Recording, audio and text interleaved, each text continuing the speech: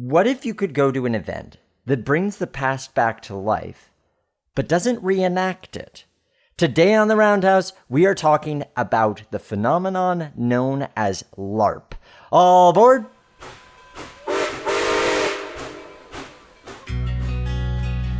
In days past, the roundhouse was where the railroad worker united with the steam locomotive, each to prepare for the journey ahead.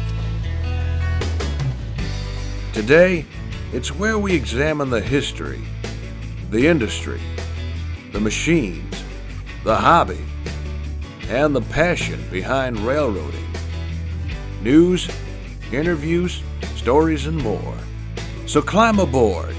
This is The Roundhouse. Welcome to The Roundhouse. I'm your host, Nick Ozerak, and this is episode number 106 of our Trains and Railroading podcast, where we're talking about everything in the industry and the hobby, you name it, and we discuss it. Today, we are talking about a phenomenon known as LARP. LARP, L-A-R-P, stands for Live Action Roleplay. I'm going to have today's guest, Claus Raasted, explain more about what LARP is in a moment. But before we talk to him, I think the best way to introduce this is, how did I find out about LARP and why I think it's worth talking about on the podcast? In my YouTube adventures, one day I came across a video called I Was a Hollywood Movie Star, and the thumbnail had a bunch of people in historical dress. So I click on it, and it's this guy explaining his experience at a live-action roleplay event called Fairweather Manor, and the character he was playing as part of that adventure. Here he is in this Downton Abbey-inspired world. It's at a real castle in Europe. Everybody's wearing historical clothing of some type. There's a wedding going on. There's all sorts of nobility, and it is very involved. It's very detailed. It's like walking into a film set, except there's no film. It is an event. I've linked his video and another video about the Fairweather Manor series of events in the show notes for episode 106, this episode, or you can search them on YouTube. But seeing that, and seeing this event that was historical but not a reenactment, made me think, well, what would that look like if it was done with trains and railroads? And in general, how can we look to LARP-style events to think about how we make railroading and railroad history more engaging in the 21st century? So that is why we are talking to Klaus. But before we get to today's conversation, I just want to thank everyone on Patreon who is supporting the Roundhouse financially.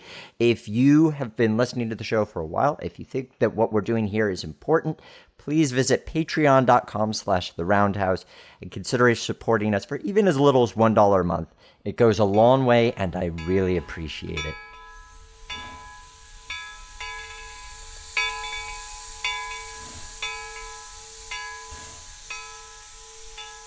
Our guest today is a LARP enthusiast and former organizer. He was the main organizer for Fairweather Manor, which was a massive historical LARP. He hails from Denmark. Please welcome to the Roundhouse, Mr. Claus Raasted. Thank you very much, and thanks for having me. Glad to have you on the show to talk about, first of all, what is LARP? So, since I understand that most of our listeners are rail enthusiasts, just as I am, then let's start with the rail example. Most of you, I guess, familiar with Agatha Christie's famous Murder on the Orient Express. Now, imagine that was not a movie, but a live-action role play. What would that mean? It would mean that there would be people playing characters. Instead of actors, there would be participants playing characters. And instead of a script, there would be free improvisation. So the story starts at the same place where people board the train, and one is a police inspector, one is a detective, Hercule Poirot, some are the people who are on board, but we don't know if there's going to be a murder or not. We don't know what's going to actually happen. All we know is that we have a train journey, we have the characters, we have the backstory, and we have the setting. And then from there, it's free improvisation. So think of it as stepping into a movie and taking part in co-creating that movie. That's the easiest way to think of live action role playing.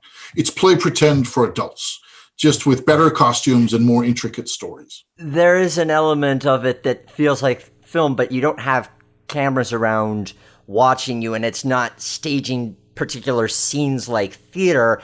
It's that you have this environment, you are coming in with as a character in this world, and you are living that out through this shared experience. It's exactly that. It's stepping into a story and making it come alive. And whether you are pirates on a historical sailing ship for a couple of days, or you are wizards in a castle pretending to be part of the Harry Potter fiction, or, as one of the more crazy things I've done, take a fake rock band and drive 4,000 kilometers along Route 66, playing real gigs along the way.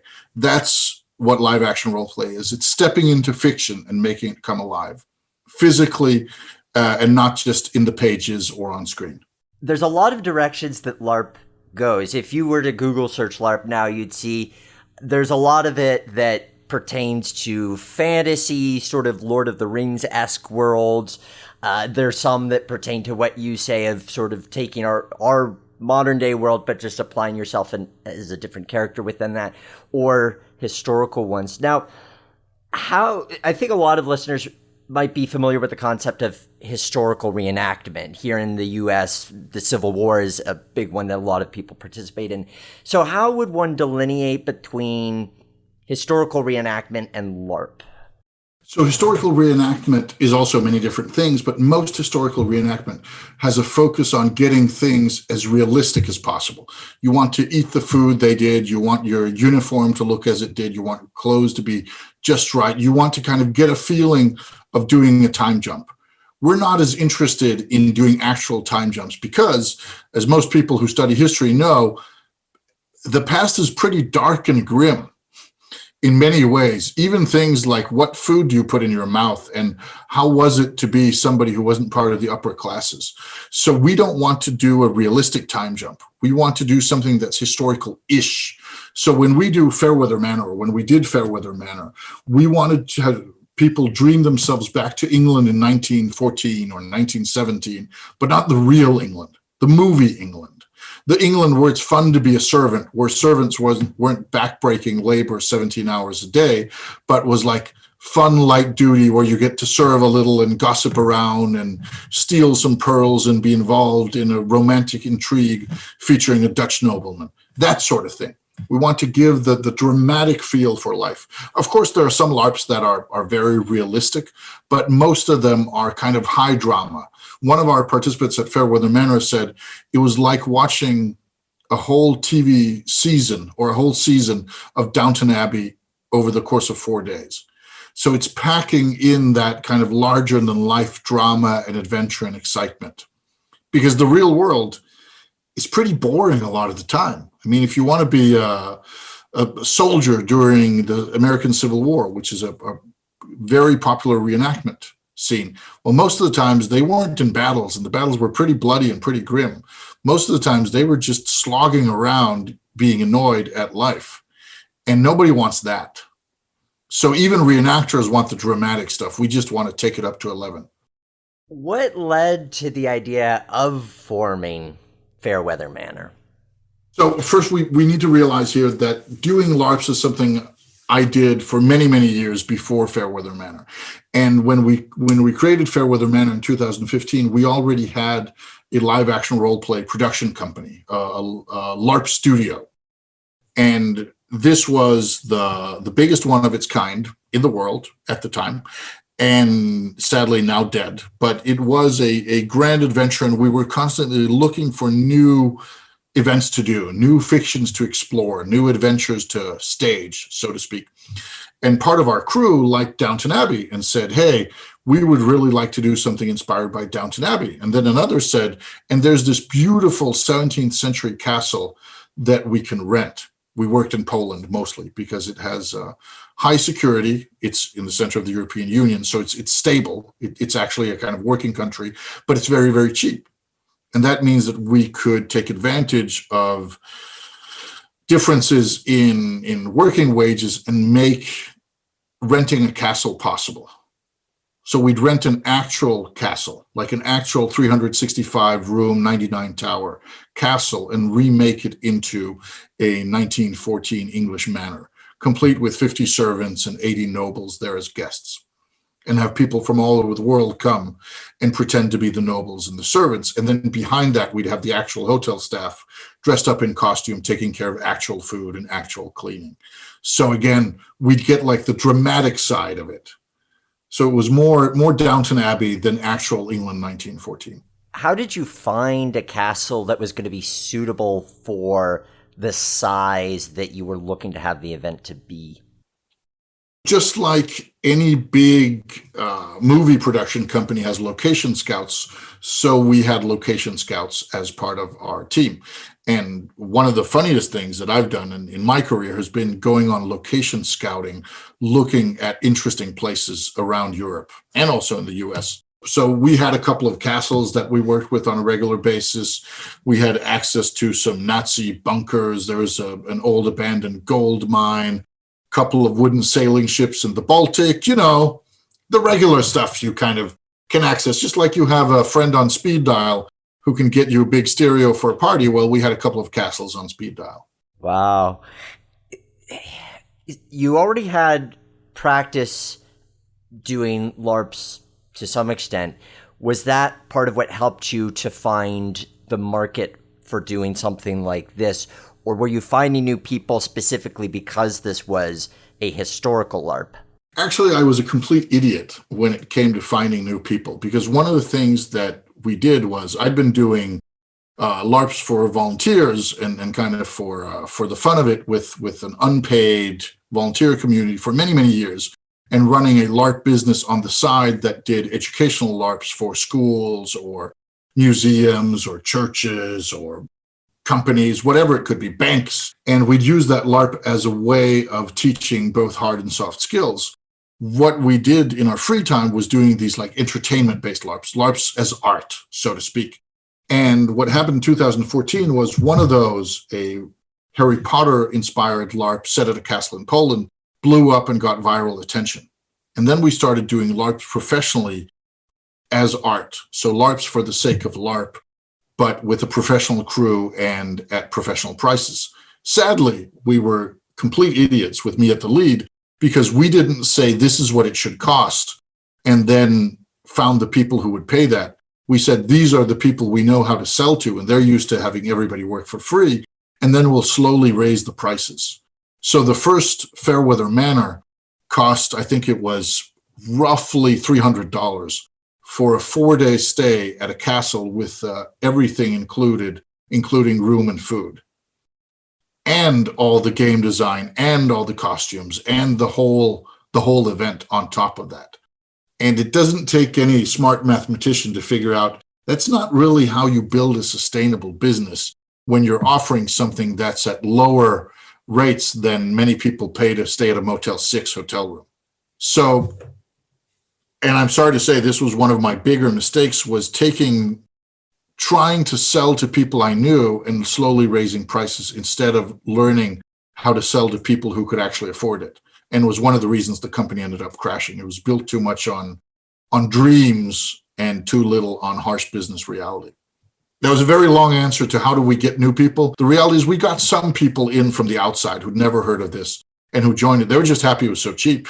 And then we had a lot of people who had LARP as a hobby, whether historical LARPs or fantasy LARPs or science fiction LARPs, a little bit like people read different kinds of books. They also play different kinds of LARPs. To be able to organize this, you had to have a team with different people with different skill sets. Who were the members of that team? So our team grew quite a bit in the years when this was running. We ended up, when we were at our highest, we were about 50 in total, spread out over 10 different countries. But the people we used for this had a multiple set of skills, had a crazy broad skill set, because one thing is you need some event running skills, you need some logistics skills, and you need some people skills, and you need some kind of just getting any sort of live event to run takes a certain set of skills, whether it's a festival or a conference or, in this case, a LARP. or a weekend for train aficionados. So there's some skill set for there. Then, of course, we also needed to market our stuff. So we needed graphic designers, and we needed people who could do websites and people who could do social media marketing and that sort of thing. And then we had, because we were a full service production company, we had a costume designer. We had people who did scenography. We had people who took care of writing characters and writing interactive fiction, that sort of thing. So I think it's fair to say that we had all the skills that any event-based startup has, and then a couple of more. And that meant that we were also spread pretty thin at the beginning, and people were getting terrible wages, and we were working long hours. And I, as the kind of main founder of it, was borrowing money from people to kind of try to make it work, and seeing that there's gold in the rainbow just around the corner. There just kept on being more corners. So, yeah, that got a bit rambly. Sorry for that. It's all good. When you talk about this, you mentioned the game elements of it.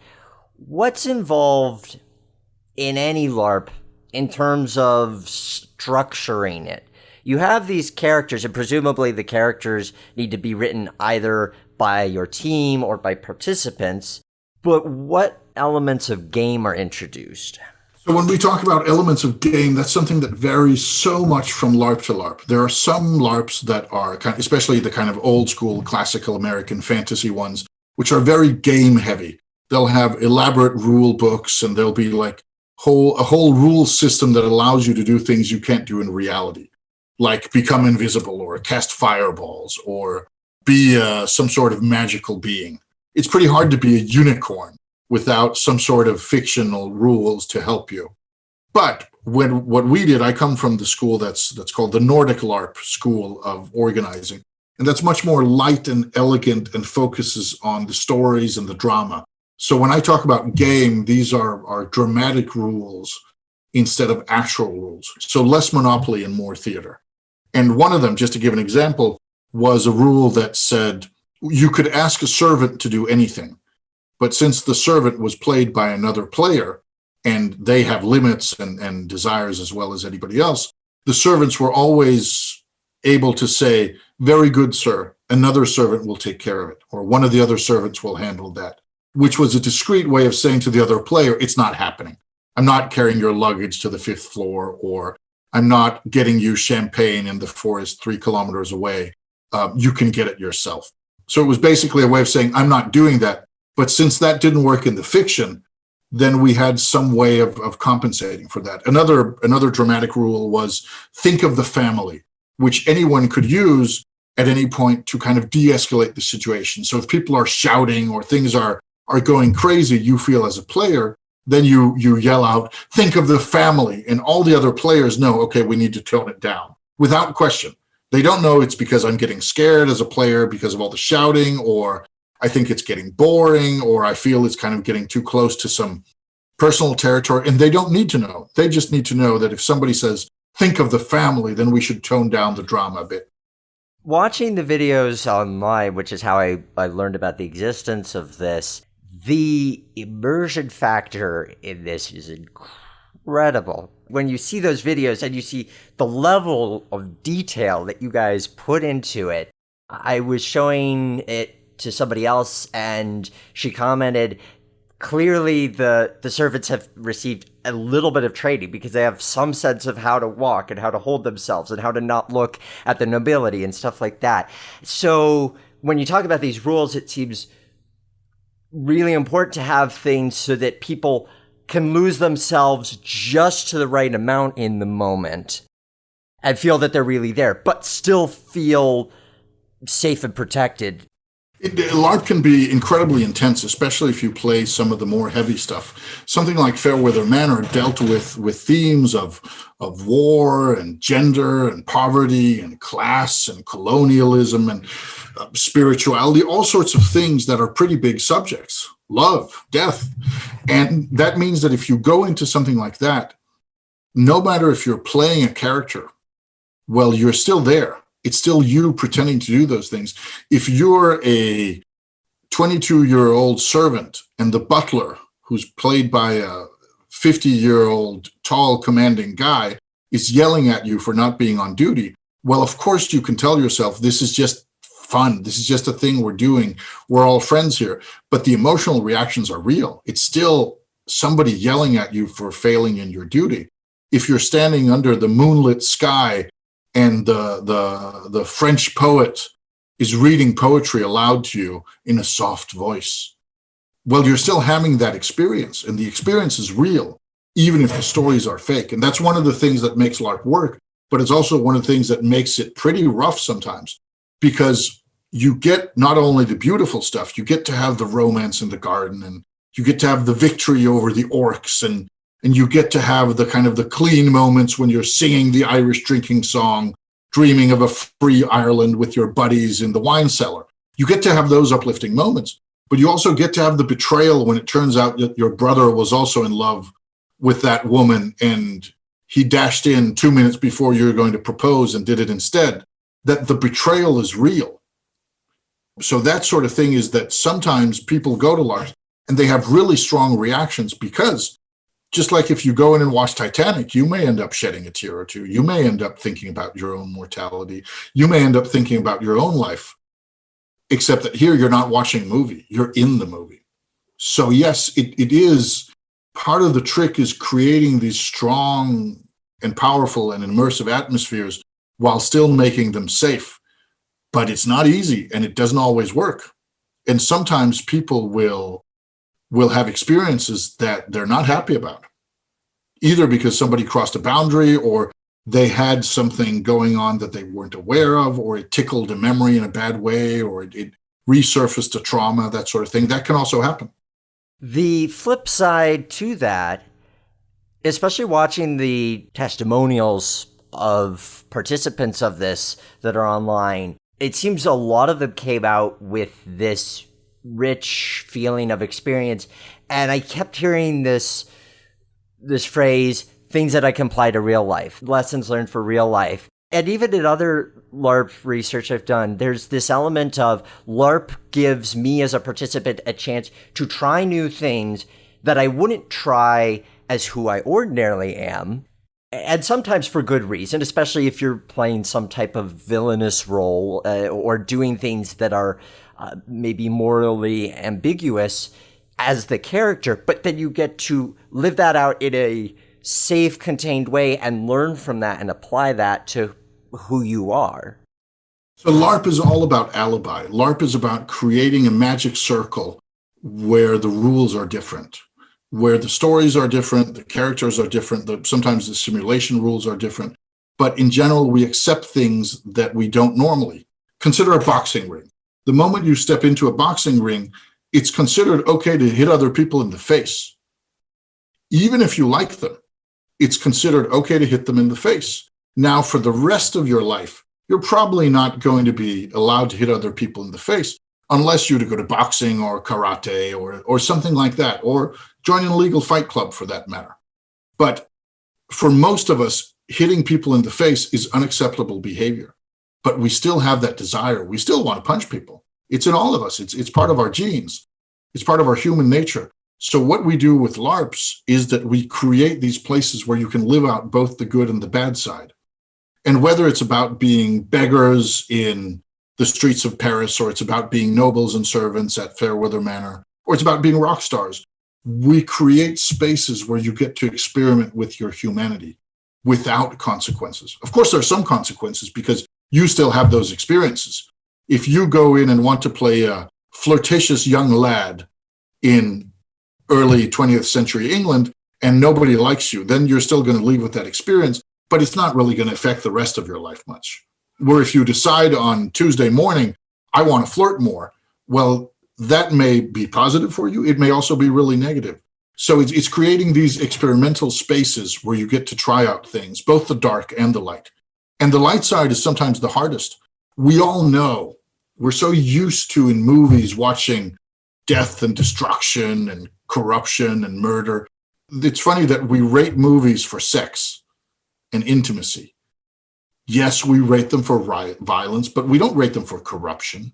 I mean, there's so many things that we are used to seeing in our everyday lives that are terrible. But when there's positive stuff, we're afraid of that. It's much more scary to see a naked penis or a topless woman than somebody getting blown apart or a corrupt politician. One of the things is that's just daily life. And the other, that's just what we see on the news every day. And the other, that's scandal. You saw a naked person. That's crazy. How are you ever going to survive? Well, I just saw these people blown up, and I saw these kids die of hunger. And here's this interview with this guy who's against everything that he stands for. Oh, that's just Tuesday night on the news. But, if somebody shows up topless, that's like crazy. How can we survive that? And to me, that's really surreal that we don't give ourselves as many spaces to experiment with the positive as the negative. It's easier to find a computer game or a film that deals with the bad stuff than the good stuff. We should set the stage for what Fairweather Manor was. It's 1915 in England, and this takes place over a 3-day extended weekend, and there is a noble couple who is getting married, and all of the events surround what's going on there.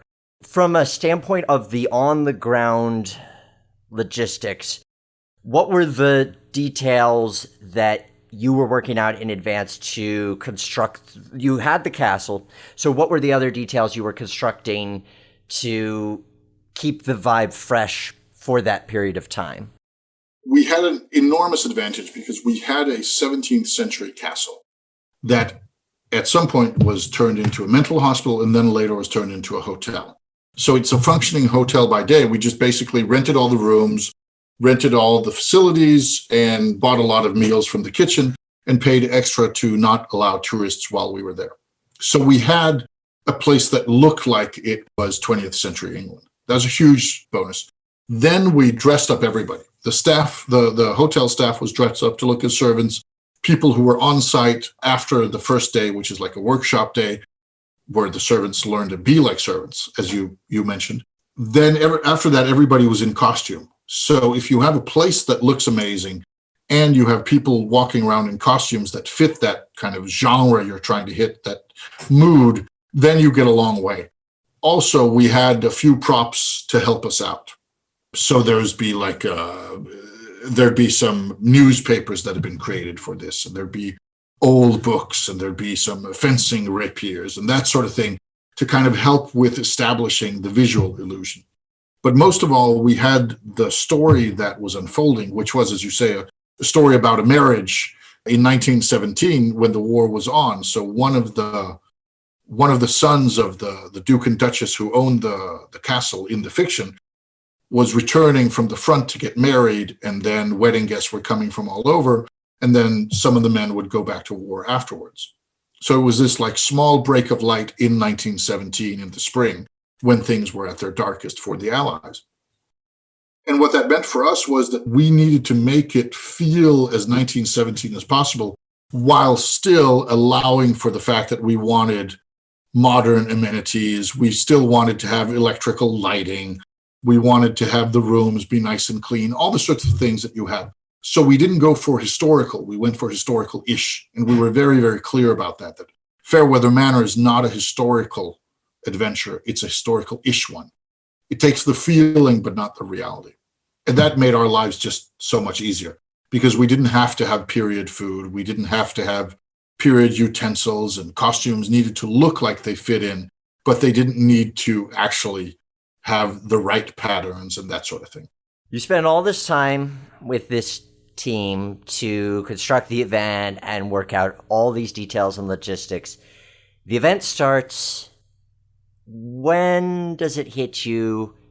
Oh my God, we've done this. And there is this world that we've created that is now playing out in front of us when you had that first event. I've done a lot of these events, and every time it always hits me that this is living on its own when I get to walk through it. For Fairweather Manor, we had the really nice thing that we as the organizers could seamlessly insert ourselves into the event.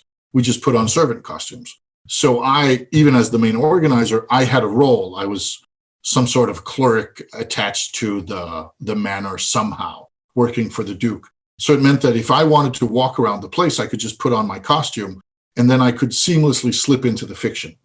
And people could interact with me as a character. Luckily, most of them knew that I was Klaus the organizer, so they knew not to bother me. But it did mean that if they wanted to engage me, they knew that I had a character and I was part of the fiction. And then I had a moonlighting sequence where I went in and played the priest who officiated the marriage for kind of a small role in that. When you're there, especially as an organizer of this, when you see a grand scene coming together, when you see the dinner being served with 50 servants all at once, kind of moving around to tables, and the head butler keeping a watchful eye over everyone, and the lighting is right, and the nobles are sitting down eating, it feels real. You know it's not real, but it feels so goddamn real. And that for me that's when I have this, wow, we actually did it again, is when you look at something and it feels real. And for me at Fairweather Manor, the first time it did that was when I was watching from a balcony. I was watching the arrival of all the guests. On the first night, we had a workshop day where people were trained a little bit of history and how to behave and all sorts of game mechanics and that sort of thing, getting acclimatized to the place. And then at the evening, we played out the scene that was the arrival. Then people would go to bed and they would wake up and it would be on. They would be in 1917. But we played that arrival scene where all the servants were arrayed and the residents of the manor were there, the Duke and the Duchess welcoming them, and people arriving by not candlelight, but at least by soft lighting in their dresses and in their travel clothes and so on. It looked amazing. It looked like we were part of the welcoming party for a Duke's reception in 1917. You have this incredible 3-day experience. You get to bask in that world, and you create a way that you and your fellow organizers can take it all in. When you come off of that and you have a chance to analyze it with your team and you're hearing feedback from participants, how did you take that and incorporate it into future events that you did? So there's an interesting and very tough thing about organizing LARP events. And it's a little bit like organizing music festivals, that you don't actually create the experience. You stage it so others can create it and co-create it. If I'm writing a book or directing a movie, or I'm writing a poem or painting a picture, I get to actually decide over the finished product. I get to make the edits. I get to change the brush strokes. I get to change the language. Sure, I can show it to somebody. I can get feedback. I can get opinions. But I actually get to be in charge of the finished product, so to speak, or the finished experience. That if I create a short movie, then I get to make the choices. I'm, of course, limited by my actors, my camera people, my budget, my lighting, all these sorts of things. But I actually get to show people the finished result. And what I will get feedback on is the actual finished result. Everybody in the theater sees the same movie. They may not have the same movie experience, but they all see the same movie. Now at a LARP, it's not like that at all, because we only set the stage. And that means that we have very little control over the actual experience. And so much of it depends on the other participants, on what people bring with them themselves. And what it means is that if we have 130 participants and we run 2 events 1 week apart with the exact same people, the exact same characters, the same storylines, the same setting, the same location, the same everything, even those 2 are going to be very, very different, because different conversations will happen, different stories will play out, different drama will unfold, different secrets will be shared, different wins and different losses for different people. Even with the exact same people, it will be a completely different experience. Now, change the people. So we're doing it for 130 people one event and 110 the next one, of which 20 of them have come a second time. Any sort of continuity is really, really hard. So where you, with a lot of other art, you get to tweak it directly. Here we can only influence. And that, of course, means that the successes and the grand wins and the grand experiences belong to the participants. but also so do quite a bit of the bad experiences. That we can only set the stage. We can't decide what goes on there because that's part of the magic. So somebody will come out and have had a life-changing conversation because they were on that moonlit balcony and they saw their husband kissing another woman under the stars, and it made them think about their own life, and they went back and made some changes to how they run their own relationship. Well, maybe the same person who played that character a week later didn't have that scene at all and didn't have that backstory from the real life at all. So even if they'd had the same scene, it would have hit them completely differently. And just as an example, that when I moonlit as the priest and married the couple during our third Fairweather Manor, our third run of Fairweather Manor, my mother was there, and she played her first live-action role-play event in her late 60s. And she played the Irish aunt. But when she was sitting there in that church at that castle in Poland, watching her son, me, officiate a wedding while pretending to be a priest officiating a wedding, she cried because, as she said afterwards, it brought back memories of my wedding, which she was also at because she's my mother. To her, it was a really strong experience because she was there on so many layers and so many levels. But for other people for whom I was just Klaus or just that guy being the priest, it was a completely different experience, even though it was the same wedding. And for the groom and bride, I mean, the groom, there's a video of him talking about his experience, and he said he was so scared because he's never been married in real life, but he suddenly understood a bit more the pressure on you, especially in this kind of day and age where family was so important. So he had an experience of being married, but that was very different from being at the same scene and being the bride or being in the choir. This brings me to two questions. First of all, where does one go to find the LARP networks that exist? And secondarily, if you've never done this kind of thing before, you don't have a background in theater, you're not used to developing a character, how do you step into that world? The first answer is that it's really hard to find because LARP is still, though it's growing in popularity, we were very much part of the mainstreaming movement. It's still pretty underground. It's hard to find. We were the Disney of LARP and we were 50 people, right? Disney is pretty much bigger than 50. So just to show you how small the scale is, that when the biggest LARP studio on the planet was nearly 50 people in its heyday and it's now dead, this is not a big thing yet, but it will be. One thing is that you Google LARP, and if you want stuff that's a little bit different, then you Google LARP and the word Nordic, like the Nordic countries, Finland, Denmark, Sweden, Norway, Iceland, because the tradition of Nordic LARP is what you're looking for. It's the more dramatic, it's the more real, it's the more immersive, it's the less gamey. And there's tons of good stuff to be said about these fantasy LARPs and about these more rules-heavy LARPs, but they don't have the same emotional kick. And for a lot of non-LARPers, it's more interesting to get into some of this, like, wow, it feels real stuff. So Google Nordic and LARP, and then you can, of course, be a little bit sad that most of it's in Europe, but there is stuff going on. A lot of it's interesting. The Italians and the Czechs, oh, don't get me started on how cool those guys are. The second is, how do you prepare to be a character? Ironically, I had that conversation with my mother because she was also, what if I do it wrong? And I said, you can't do it wrong because the other people don't know what you're going through.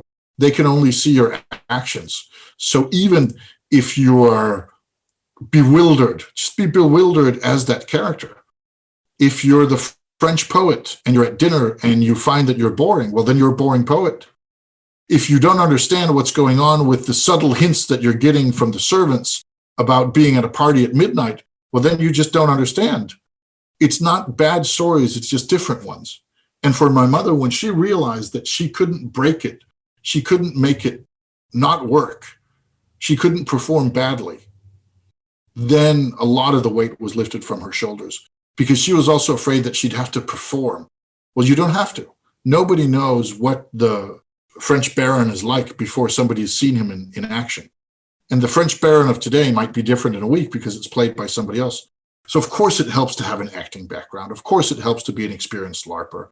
Of course it helps to have taken some improv classes, but you don't need them. Then you're just going to be a very different version of that character. Last question that I have for you, Klaus. Given that LARP is still from your perspective, an underground community and form of entertainment, where would you like to see it go, either in terms of popularity or in terms of the types of LARPs that people are able to create? I'd like LARP to be as mainstream as other forms of art. I'd like it to be so on a Tuesday night, you're talking with your significant other and saying, hey, should we watch a movie, or should we go to the theater, or should we go to the harbor and take a harbor cruise, or should we go to a LARP?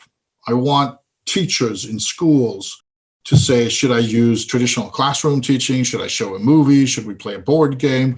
Or should we do a LARP? Are we getting a speaker from outside? Should we do like some corporate team building, or should we do a LARP? I want it to be an accessible thing that's a method that can be used in many, many different ways. And that means on the entertainment side, I want us to look at what Disney's doing at Galaxy's Edge, at their Star Wars theme park, and at their Star Wars hotel. And I want us to look at that and say, these guys visited our events for inspiration, which they did, and we're happy to have helped. I want the world to go more in that direction. I don't mind saying we're kind of like Disney's Star Wars stuff, because more people get to see that than ever saw Fairweather Manor. So I want us to become mainstream, so at some point it doesn't make sense to talk about people who are LARPers, just like it doesn't make sense to talk about people who watch movies or who reads books. There's no category of people called readers. Interesting.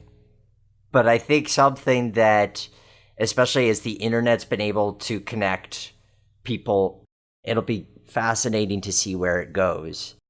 Klaus, thank you so much for joining us on the Roundhouse and sharing with us your experience with being a LARP organizer and what worlds you were a part of creating. And it will be fascinating to see more of these created across the world in general. Thank you for having me. And just as a last tidbit to round off with, I still have a dream that I want to realize of doing a LARP on a train. So that's still on an old steam train. That's still part of my to-do list. So whether it happens next year or in 5 years, who knows? But it's going to happen someday. Good goal. And now, the question of the day. Last time on the Roundhouse, we were talking to Scott Jarrett, the Chief Mechanical Officer for Cincinnati Scenic Railway, hearing about his successes at becoming a Chief Mechanical Officer for a tourist railroad operation at under 26 was inspiring. And so I wanted to put the question out to you, where have you personally found success in rail preservation? A lot of interesting responses. From Twitter, Manabu Matsumoto responds, I showed up at a museum, and now 3 years later, I'm in charge of an entire subway. Motorman Raymond writes, somehow volunteering for my streetcar museum earned me a spot on the museum's video production committee, as well as running a mildly successful history blog and being able to network with so many museums around the U.S. Oh, and I got to help fix a lot of cars. Jacob Taylor writes, while a bit out of the box, I would say I've had some successes in the digital side of things. I've made a few reskins for Railworks Train Simulator, and while not the best, I try to get as close as possible to the originals. From Facebook, Forrest Nace writes, this is my 6th year with American Steam Railroad, restoring Reading T1 number 2100, with just $195,000 more to raise to fund the completion of the project. The successful completion of major milestones with regards to this restoration is both inspirational and uplifting. Our dedicated all-volunteer crew, made up of both railroaders and non-railroaders, have learned many new skills regarding steam locomotive repair and maintenance. Nick Turinetti writes, the training I provided to new volunteers getting involved with railroad operations led directly to several of them securing positions with both Class 1 and regional railroads. Dexter Winston writes, just finished a rebuild of a 92-passenger coach that was built in 1924. Maintaining a small tourist railroad's rolling stock, the newest of which is a GP9 built in 1956. So wonderful to hear that you guys are having successes, and I love being able to talk about that on the show.